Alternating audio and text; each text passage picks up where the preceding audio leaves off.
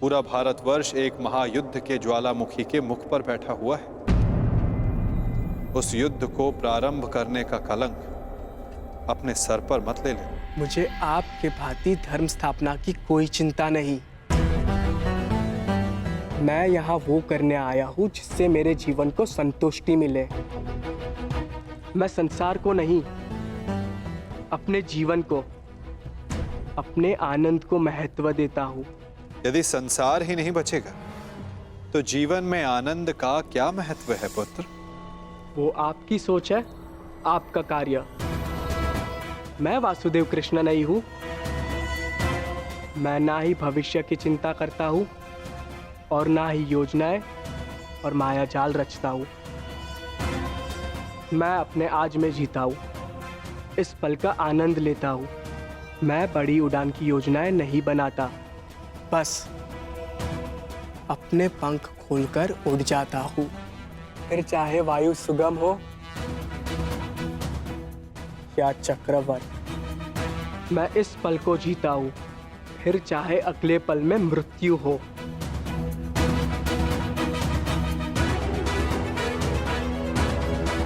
तुम नहीं समझोगे साम, उड़ने से मृत्यु नहीं होती। मृत्यु तब होती है जब वो धरा पर अनुचित तरह से टकराए। उड़ने में कोई बुराई नहीं, परंतु उड़ने से पूर्व धरा पर ठीक से उतरना आना चाहिए साम। चूंकि उड़ वही सकता है जिसके पांव ठीक से धरा पर टिके हों।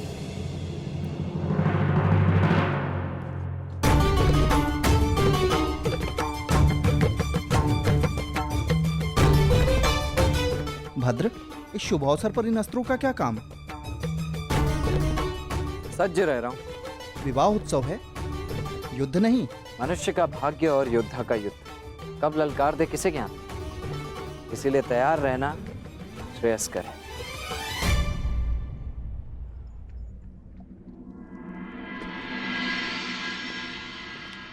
मैं प्रस्तुत हूँ।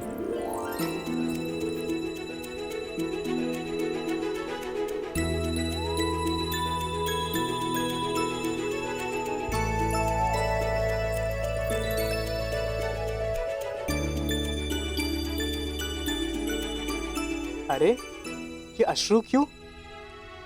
मुझे लगा मुझसे मिलकर तुम्हारे मुख पर मुस्कान आएगी। मुस्कान आते आते रह गई और भय से अश्रु निकलने लगे। मेरे रहते कैसा भय? अनिष्ट का भय। मुझे विश्वास ही नहीं हो रहा कि ये सब होने जा रहा है। आशा है कि आज कदाचित मेरे पिताश्री और तुम्हारे पिता के मध्य हमारी संबंध की बात हो, परंतु शुभ कार्य में अनिष्ट तो होते ही है ना। बस इसी भय से अश्रु निकल। कोई अनिष्ट नहीं आएगा लक्ष्मणा, और यदि आया तो उसे मेरे बाणों का सामना करना होगा।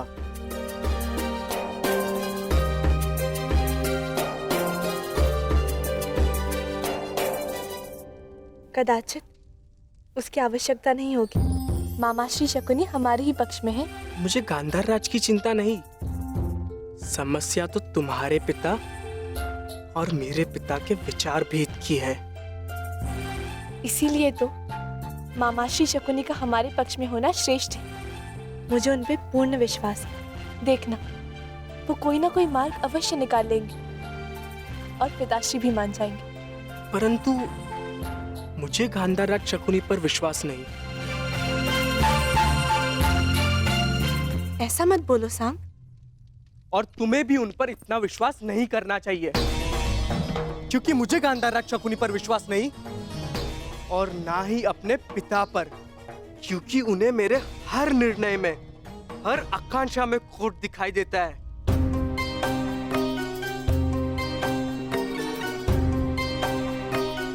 साम, तुम्हारे पिताश्री परम श्रद्धेय है। उनका सम्मान करो। अंततः उन्हीं की इच्छा पर हमारा संबंध निर्भर है। मेरा संबंध किससे होगा ये मेरी इच्छा पर निर्भर करता है लक्ष्मणा। चलो देखते हैं क्या छिपा है मेरे पिता के मन में।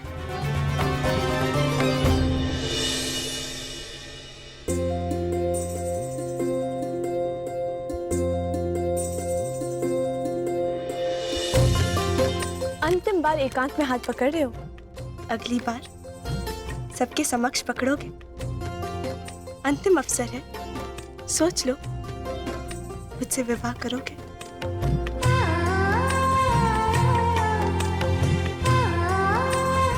अवश्य। मेरे अतिरिक्त तुम्हारा हाथ कोई नहीं पकड़ पाएगा लक्ष्मणा।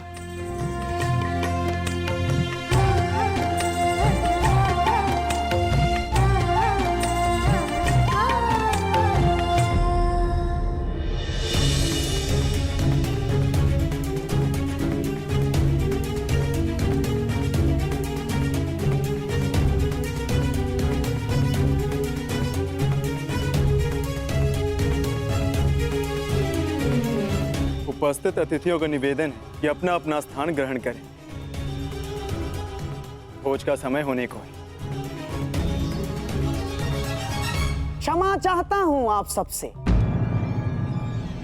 क्षमा।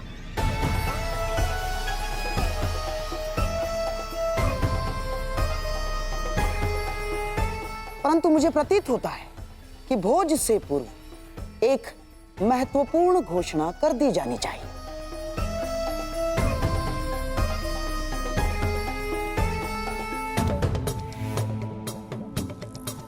कैसी घोषणा गंधार नरेश?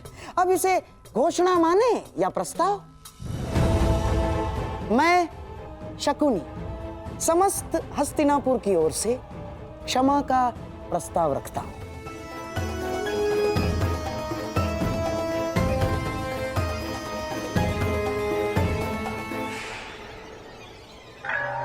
विराट राज, हमने इससे पहले भी आपका आतिथ्य भोगा है। आपने हमारा सम्मान किया, हमारा सत्कार किया, परंतु मेरे प्रिय दुर्योधन ने पांडवों की खोज में सीमाओं का उल्लंघन किया। मैं जानता हूं आपका अपमान हुआ। उसके पश्चात हमने अकारण मत्स्य पर आक्रमण किया, कोई आवश्यकता नहीं थी। हम अपने लक्ष्य को लेकर इतने उतावले हो गए थे कि नीति, संबंध, सब कुछ भुला बैठे, सब कुछ। और इसीलिए मैं शकुनी युवराज दुर्योधन की ओर से और समस्त हस्तिनापुर की ओर से आपका क्षमा प्रार्थी हूं और आपका आभार भी व्यक्त करता हूं कि आपने फिर भी हमें अपनी पुत्री के विवाह में आमंत्रित किया और हमें सम्मानित किया। आभार।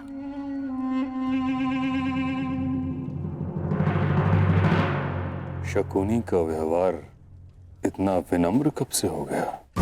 क्या है कि आप और हम दोनों क्षत्रिय हैं और आप तो जानते ही हैं कि क्षत्रिय क्रोध में सब कुछ भूल जाता है, सब कुछ। परंतु सच्चा क्षत्रिय वो है जो अपनी भूल स्वीकार करके भी मित्रता का हाथ बढ़ाने में भी पीछे नहीं हटता। इसीलिए मैं शकुनी हस्तिनापुर की ओर से मित्रता का हाथ आगे बढ़ाता हूं।